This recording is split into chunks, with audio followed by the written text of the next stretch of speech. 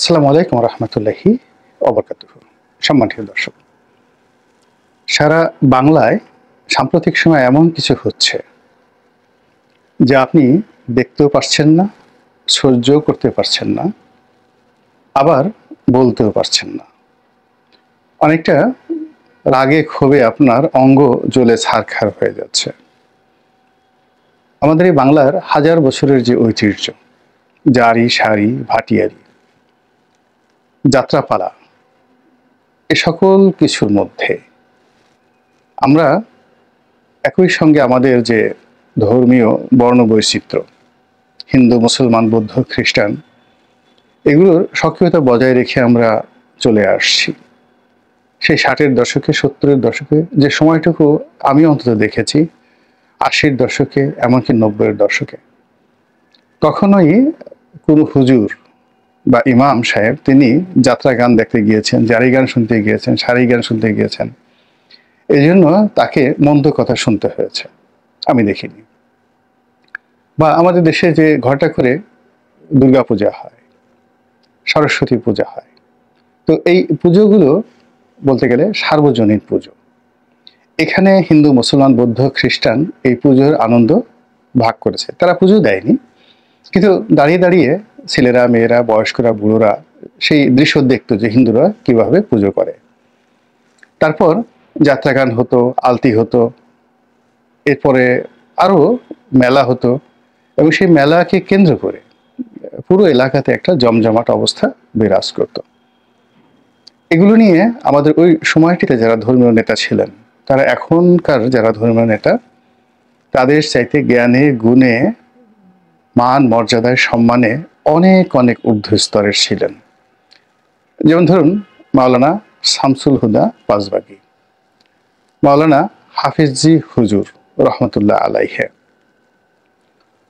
তো ওনাদের মাওলানা আব্দুর রশিদ তর্কবাগীশ, এরকম আরো অনেকের নাম বলতে পারবো, মাওলানা আমিনুল ইসলাম, মাওলানা মহিউদ্দিন খান, তারপর বায়তুল মোকাররমের যে খতিব ছিলেন মাওলানা ওবায়দুল্লাহ সাহেব থেকে শুরু করে আরো অনেকে প্রথিতযশ আলেম, যারা এই জমানার মতো ঠিক ঘুরে ঘুরে ওয়াজ করতেন না, বক্তব্য দিতেন না, কিন্তু তাদের মধ্যে যে আধ্যাত্মিক শক্তি ছিল, লক্ষ লক্ষ মানুষ তাদের মুরিদ ছিলেন, অনুসারী ছিলেন, এবং মন্ত্রমুগ্ধের মতো তাদের কথা শুনতেন। আমরা কখনোই তাদের মুখে নিজের দলের কাউকে কাফের, অন্য দলের কাউকে জাহান্নামী এই ধরনের বক্তব্য দিতে কখনো কোনো অবস্থাতে শুনিনি। এমনকি আমাদের গ্রামে যে হুজুর ছিলেন, যিনি আমাদের সবাইকে আরবি পড়াতেন, এবং সকাল থেকে গভীর রাত পর্যন্ত 12টা-1টা পর্যন্ত ঘুরে ঘুরে বাড়িতে বাড়িতে মিলাদ পড়াতেন। যত রাত হোক, বাড়িতে যে কোনো অনুষ্ঠান হলে মিলাদ পড়াতেন। তো তিনি একটা মসজিদে ইমামতি করতেন, মিলাদ পড়াতেন, তারপরে মক্তবে আমাদেরকে আরবি শিক্ষা দিতেন, কৃষিকাজ করতেন, এবং একই সঙ্গে আবার কাপড় বুনতেন। রশিদ মাওলানা। তো এইরকম একজন মানুষ কারোর সাথে জীবনে ঝগড়া করতে দেখিনি, কোনো বিচার নেই, কোনো সালিশ নেই, কারো বিরুদ্ধে কোনো অভিযোগ নেই। তিনি শুধু তার দুনিয়ার কাজ করে যাচ্ছেন, আখিরাতের কাজ করে যাচ্ছেন, আর দ্বীনের শিক্ষা দিয়ে যাচ্ছেন। একেবারে মৃত্যুর শেষ দিন পর্যন্ত কোনোদিন তাকে রাগ হতে দেখিনি। তো এভাবে আমাদের আশেপাশে, আমাদের ফরিদপুর জেলার আশেপাশে সবাইকে একই অবস্থায় দেখেছি। একই রূপ আমি যখন পটুয়াখালীতে গেলাম, গলাচিপাতে গেলাম, উলানিয়া নামক যে জায়গাতে আমরা ছিলাম, সেখানে মসজিদে ইমাম ছিলেন, খতিব ছিলেন, মুয়াজ্জিম ছিলেন। সে 80-র দশকে 70-র দশকে কখনো তাদের কারো বিরুদ্ধে মানে মুখ কালো করে কথা বলেছেন এরকম দৃশ্য দেখিনি। আমাদের উলানিয়াতে যে মসজিদ, সেই মসজিদের ঠিক 10-20 গজ দূরেই মন্দির।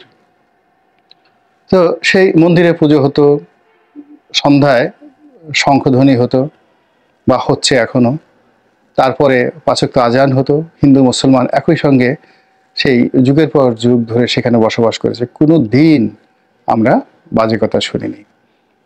ওখানে স্পোর্টস হতো, মেয়েদের স্পোর্টস হতো, ছেলেদের স্পোর্টস হতো, এবং বার্ষিক ক্রীড়া প্রতিযোগিতা হতো।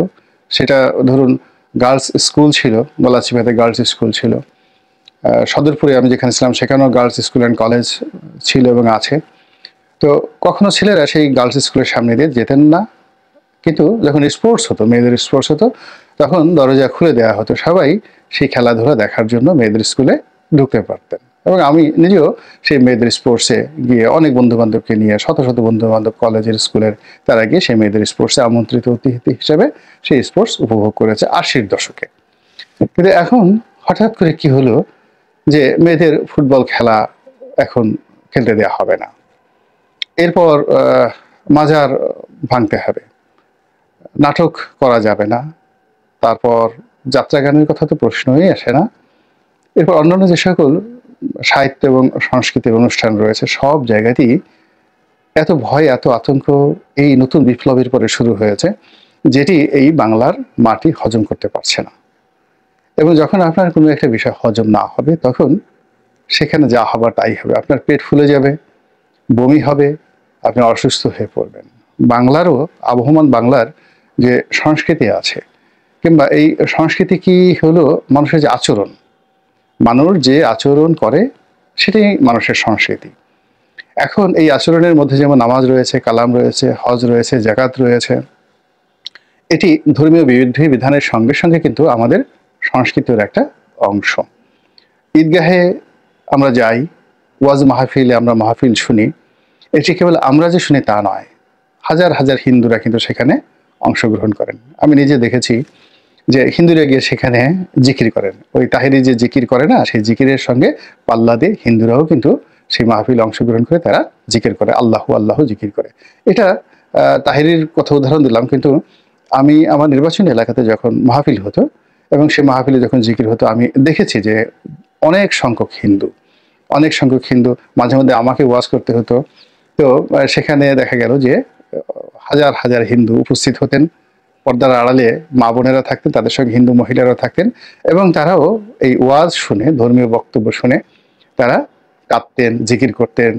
কিন্তু বিরূপ অবস্থা দেখিনি। কিন্তু এই অবস্থা কি হলো এখন এই বাংলায়, যে বাংলায় কোনো অবস্থাতেই আমরা আমাদের যে স্বাভাবিক আচরণ, আমাদের যে অভ্যাস, যেটিকে আমরা সংস্কৃতি বলি, সেই অভ্যাসের একটি অংশকে উগ্র করে দেওয়া হচ্ছে, আর অপর অংশটিকে কেটে দেওয়া হচ্ছে, ছেটে দেওয়া হচ্ছে, বাধা দেওয়া হচ্ছে। এটি পুরো আমাদের জাতিসত্তাকে নষ্ট করে দেবে, এবং এটাই আক্ষরিক অর্থে না বলে রূপক অর্থে বলার চেষ্টা করেছি আজকের এই শিরোনামে।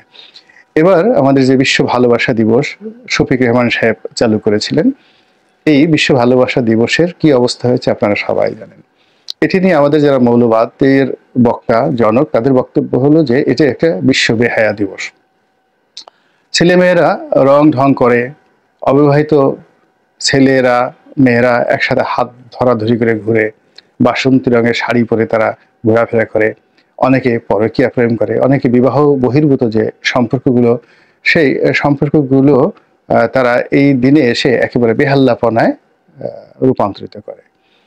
একটা বিষয় এখানে আমরা বলতে চাই, সেটি হলো বিয়ে এরকম একটি সামাজিক স্বীকৃতি, এটি হযরত আদম আলাইহিস সালামের জামানা থেকে কিন্তু এখন অবধি সমাজে রেসপেক্টেড, সম্মানিত হয়ে আসছে।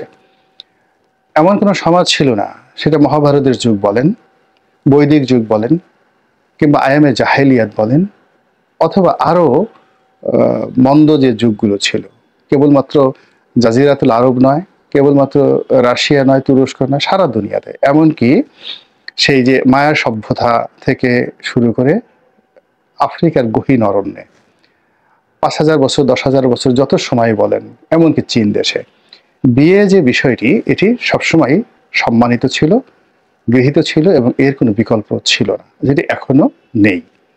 আবার যে বিষয়গুলো আমরা এখন নিন্দা করছি, যেমন পতিতাবৃত্তি, অবাক হয়ে যাবেন যে এটিও পৃথিবীর সেই বিয়ের সাথে সাথে সামঞ্জস্যপূর্ণ, মানে একই সঙ্গে চলেছে। মানে বিয়েটা যেভাবে চলেছে, পতিতাবৃত্তি চলেছে, পরকীয়া চলেছে, এই যে এখন যেটি পুং মৈথুন বলে বা যেটিকে হোমোসেক্স বলা হয়, এই জিনিসটিও সবসময়টাতে ছিল। পুরুষের অন্য পুরুষের প্রতি আকর্ষণ, নারীর অন্য নারীর প্রতি আকর্ষণ, এটি কোনো সমাজ, কোনো রাষ্ট্র, কোনো জায়গাতেই এটিকে বন্ধ করা যায়নি। সমাজ এটিকে জানে, এবং এটিকে জানার ফলে এটির জন্য শাস্তি আছে, এটির জন্য নিন্দা রয়েছে, এটির জন্য পুরস্কার রয়েছে দুনিয়া এবং আখেরাতে, এটির জন্য সামাজিক স্বীকৃতি রয়েছে এবং সামাজিক অস্বীকৃত রয়েছে।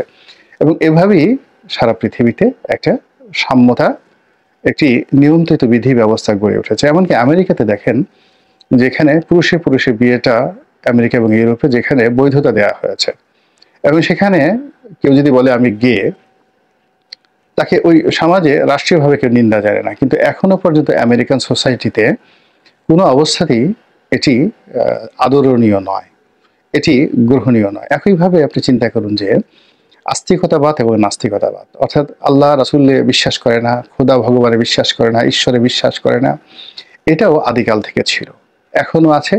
এবং অবাক করার ব্যাপার হলো যে এই পৃথিবীতে ৯০ও নয়, যাকে বলা হয় ৯৯% লোকই ধর্মবিশ্বাসী। এমনও ধর্ম রয়েছে মাত্র স্বামী স্ত্রী দুজন বা পিতা পুত্র দুজন, এমনকি একটা পরিবারের মধ্যে সীমাবদ্ধ, কিন্তু তারা ধর্মবিশ্বাসী। সেই তুলনায় যারা নাস্তিক, সৃষ্টিকর্তাকে বিশ্বাস করে না, তাদের সংখ্যা খুবই অল্প।